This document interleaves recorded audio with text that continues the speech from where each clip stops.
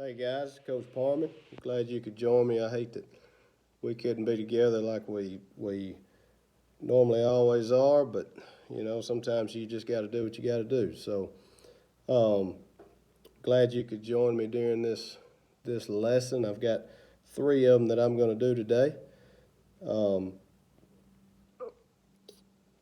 First one that we kind of got to and never did really get to cover was the healthy family relationships lesson. That's chapter 7. Kind of going to go through each type of family, and all of you will be a part of each family, and we'll kind of talk about how you can be a better sibling, a better daughter or a better son, just how you can be a better person to your family and how you really should treat them and how you should be treated. So we'll just jump right into it right here.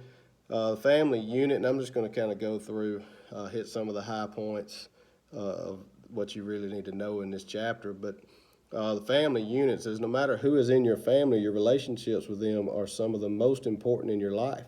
Family relationships have strong influence on your total health.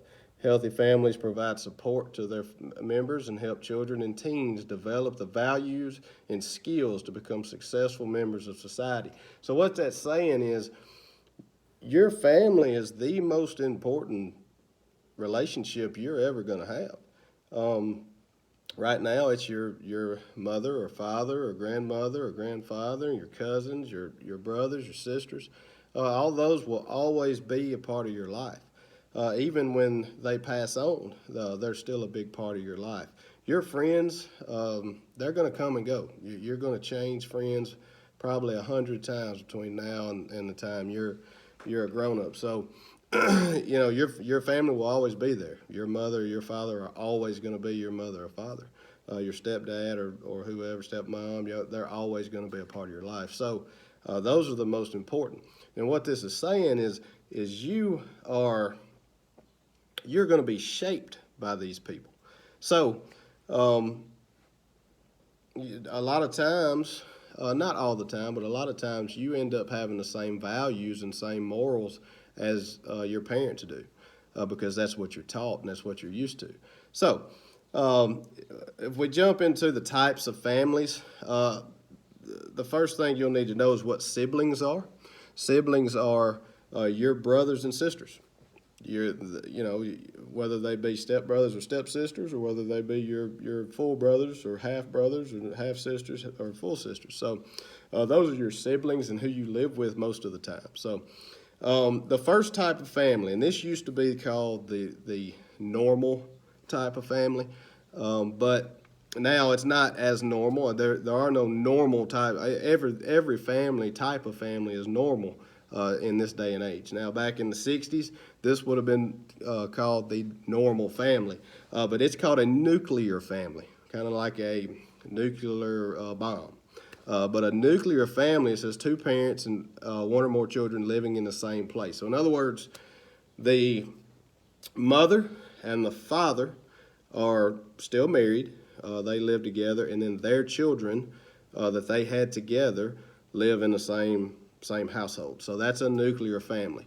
The second type is a single parent family. Those are obviously there's one parent, either a mom or a dad. It couldn't be a grandmom, it could be a granddad. But there's one parent, and then the siblings live with that one parent. That's a single parent family, and there's a lot of those. Happens a lot most of the time when there's a divorce. Maybe dad left and mom stays with the kids. So that would be a single parent family. It happens a lot of times with death.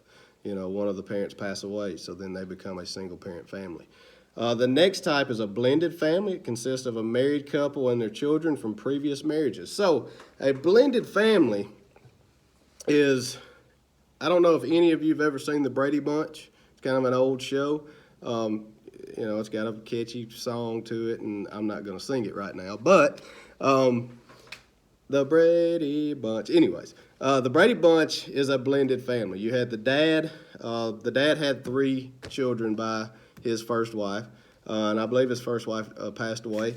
And then the mom, same case, she had 3 daughters, and her husband had passed away. Well, then the mom and the dad from those 2 families, they ended up getting married, which caused a blended family. So what that means is those are your stepbrothers and your stepsisters. You have your real brothers or your real sisters, but then you also have your stepbrothers and stepsisters living in the same house. So that's called a blended family. That's very common, very, very common. Usually they become just like any type of other family, that even though they're not blood kin, they still become close because you live in the same house, and they become literally brothers and sisters. So the next type is your extended family. Your extended family is the people that reach that go beyond your regular family that lives in your household. So your extended family are your cousins, your uncles, your aunts, even your grandmother, your grandfather. Those are your extended family. So everybody's got those, whether they passed away or they're still living. Everybody's got extended family. So if we keep going right there, you got adoptive families. Adoptive families are families that adopt a child, obviously. They go to the adoption agency, and they go through all the steps to do that, and they adopt a child, and you end up having that adoptive family. So if we keep on going, moving on to your family interactions, it says in a family, each member plays certain roles and has certain responsibilities. In general, parents or guardians are in charge of meeting the family's basic needs, such as food and shelter. Parents also serve as teachers in the family, establishing rules and setting limits to protect their children's health and safety. So in other words, those basic needs are the needs that your parents are supposed to provide for you. Now, does that happen all the time? No, it doesn't happen in every family. But a lot of times, that's what's supposed to happen. So, when they have those basic needs, the child can go beyond and really flourish or start meeting goals as long as their basic needs are met. So it says children and teens, meanwhile, also have roles and responsibilities. As if you think about yourself, you are important to your family. You have a role in your family. Now, sometimes teenagers, guys and girls your age, you don't really want to hang out with mom and dad a whole lot for some reason. Now, maybe that's not the cool thing to do. I don't know. But you have a role. Now, a lot of you have, chores to do, and you may have to clean your room, or you may have to take out the garbage or whatever. But you also have a role in how you treat your parents and how you treat your brothers and sisters. You have the role, and you get to choose what role you want to be. Now, remember, your family is the most important relationship in your life. So, that role, you probably need to have a positive role in your family because, again, that family relationship is gonna last your whole life. So, how do you want that to go? The next thing is your parents. They provide you your basic needs. They also, when you get sick, you go where? You go to the doctor. Now, there are families that they don't provide that and they don't take their kids to the doctor. But most of the time, if you're sick, you go to the doctor. That's what the parent is obligated to do. Your parents also set limits on behaviors. Your behavior, this goes to like curfew at your age. Guys, there's a reason that your parents give you a curfew. Your curfew is not just to make you mad. It's not for you to get mad at mom and dad and stomp off because they're making you come in at 10 o'clock. The reason is because, now some is later than others. Some people don't have a curfew. But those of you who do, there's a reason for that. it's probably because they understand that past a certain time, there's no good that can happen for you, especially at your age. So, they don't want you at Walmart parking lot at midnight because there's no good that can come out of that. So, they set limits on how curfews and how you're supposed to act and how you're supposed to treat your brothers and sisters, how you're supposed to act in public. If a 4-year-old is in Walmart and wants a toy and starts throwing a fit, kicking and screaming and embarrassing everybody, there's probably going to be some kind of a stipulation or punishment for that. So, your parents set those limits on those behaviors. That's just their job, and that's what they're obligated to do. So, the next thing we'll talk about is your values, what you believe in. We touched on this just a few minutes ago about your values are important. That's what you believe in. What do you think's right and wrong? If you don't know what your values are, you need to sit down. You need to think about what you believe in. So, anyways, your parents and that kind of thing will end up kind of shaping that in a way. Now, the older you get, you may change a little bit of your values, but for the most part, your parents and your guardians are gonna kind of mold you to what they are.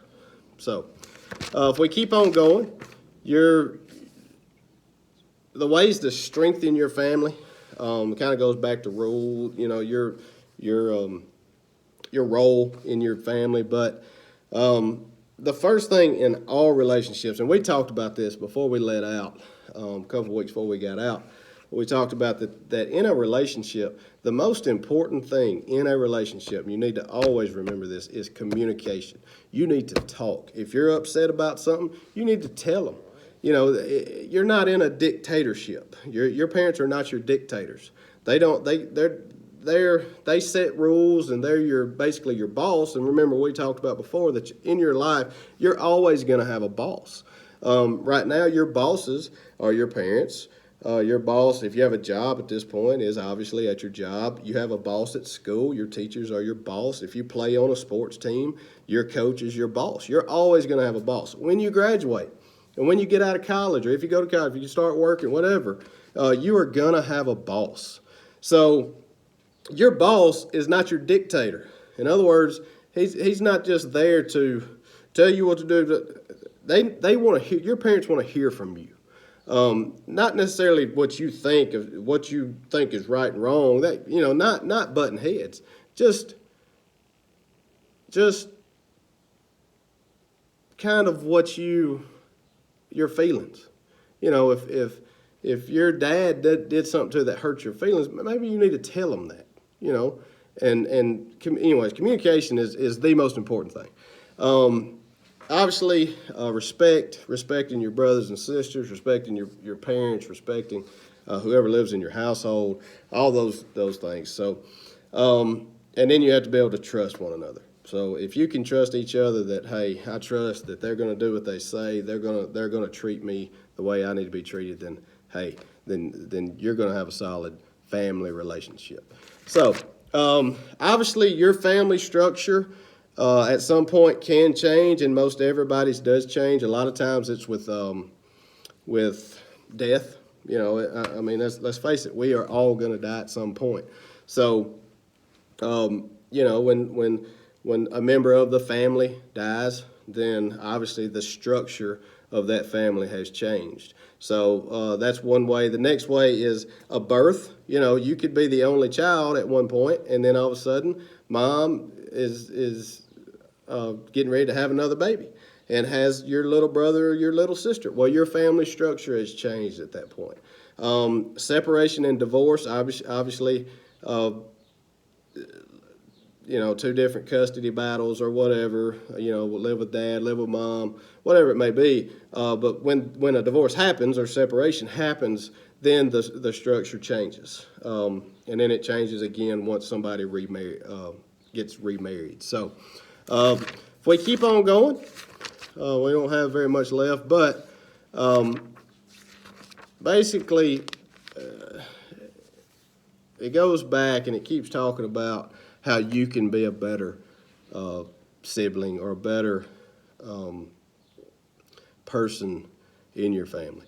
And you really need to sit down and you need to think about how can I